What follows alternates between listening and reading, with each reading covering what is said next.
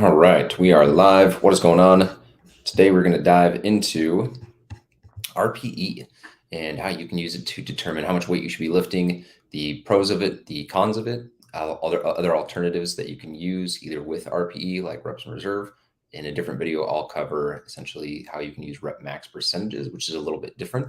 But let's dive on into RPE based training. So rate of perceived exertion. It's a training methodology that allows you to really scale and auto-regulate how hard you should be training. And it relies on a lot of intrinsic and real-time feedback from yourself. There's not really anything you're measuring outside of what you think you can and should be doing.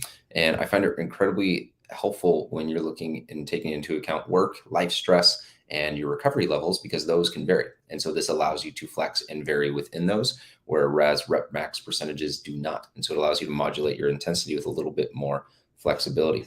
But let's dive on into a little bit more detail.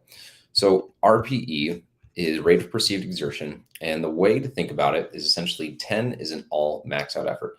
9 is a step down from that. 8 is 2 steps down from that, all the way down to 1. 1 would be very light activity. I'm probably doing a 1 right now. And it can be used for weight training or sprinting or conditioning or any kind of like running or biking. And the important thing to realize is that a true 10 shouldn't be subjective.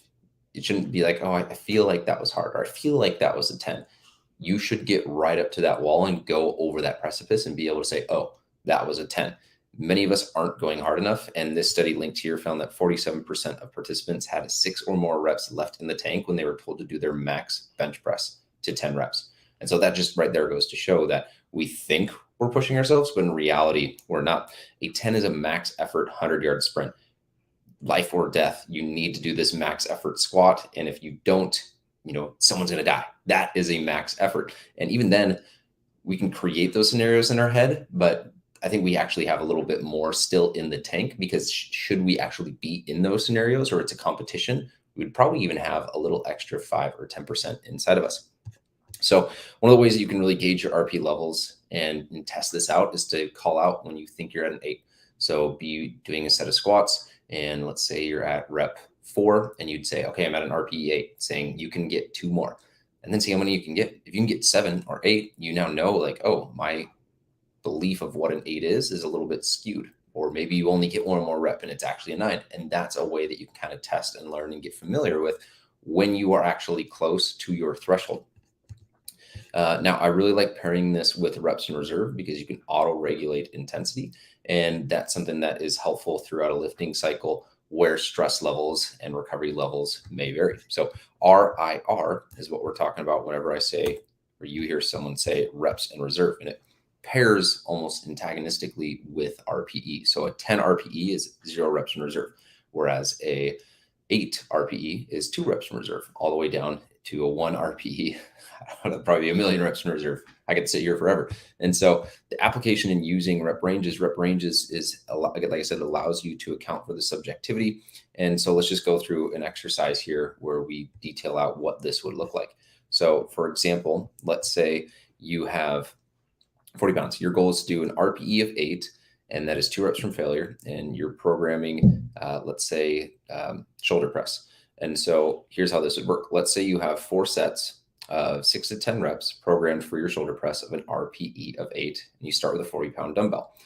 First set, you knock out 10 reps. Pretty easy. That's how you know, okay, cool, that was not an RPE 8 because I was not 2 reps from failure. Then you go and promote yourself. You would then go to a 45-pound dumbbell. This time you do 9 reps, and that's all you can get. You're trying to see, initial testing, how many can we get?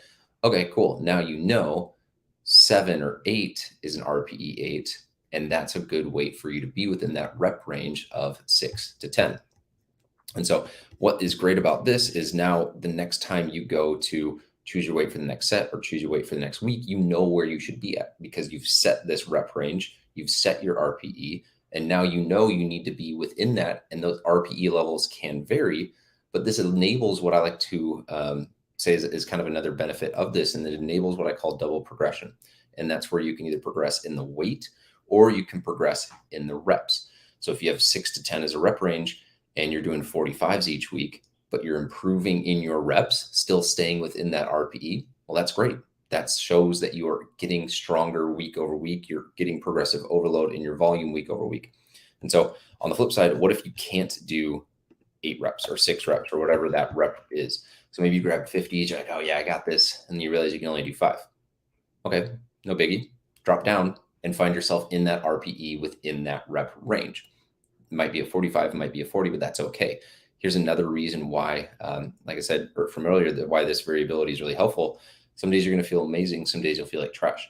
If you're traveling, flying a red eye across the country, and then you go hit the gym the next morning, you might not have a ton in the tank, right? I think that's fair to say. But then you could also, the very next Saturday, sleep in, get 10 hours of sleep, be well fed, well rested. All of a sudden, an RPE of 8 or an RPE of 10 is completely different. It's a 10, 20 pound difference. And so I think that's something that's really helpful, because you can, as you get more familiar, again, this isn't necessarily something that you just come out of the womb being able to do, but as you get more familiar in the gym, you get to get a little bit more in tune with your body, and it allows you to auto-regulate what hard is. But you got to go up to that wall initially and understand, okay, this is what I'm actually capable of. So this is the application, what this would look like in real life. So let's say this is a 4-week cycle, and you're looking at week 1 of a back squat. So you set it at 7 RPE, and you're going to have 3 sets in a 5 to 8 range. So let's say you do 8 at 200, 8 at 210, 6 at 210. Okay, cool. You've now found a sweet spot for where you need to be in that RPE of 7, 3 reps in reserve. But then the next week, we're going to increase the RPE to 8, leaving 2 reps in reserve. So we're now pushing and really trying to progress in that squat. So you get 7, 7, 5 at 210. Okay, we've increased the intensity. We're fatiguing towards the end, so we stay there.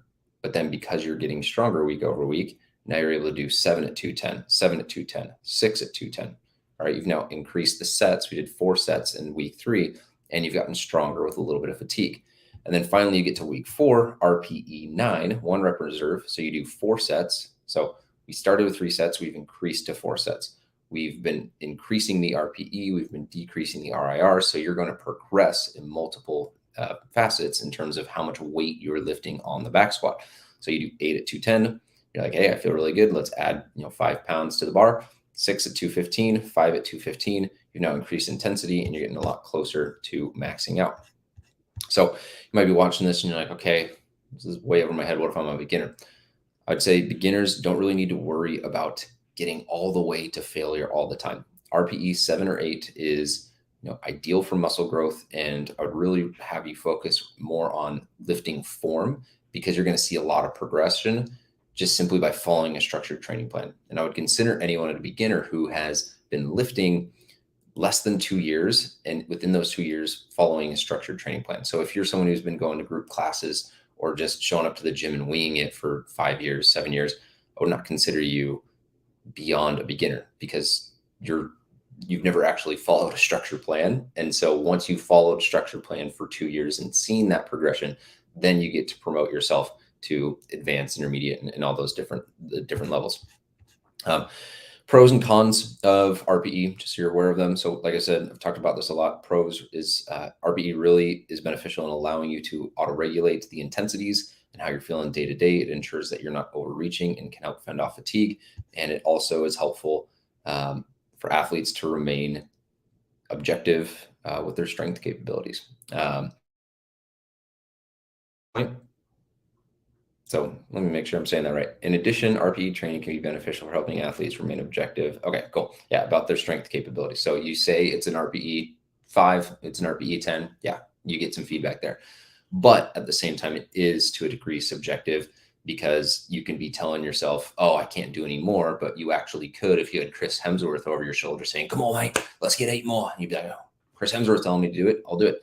The other thing here is that it can be overcomplicated with the weight that you're putting on the bar, reps, sets, rest periods, RPE, RIR. That's a lot of numbers to include in just one set of back squats.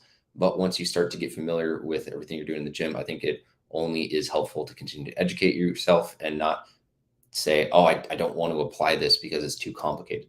You learn as you do it. You, at some point, reading a book was too complicated.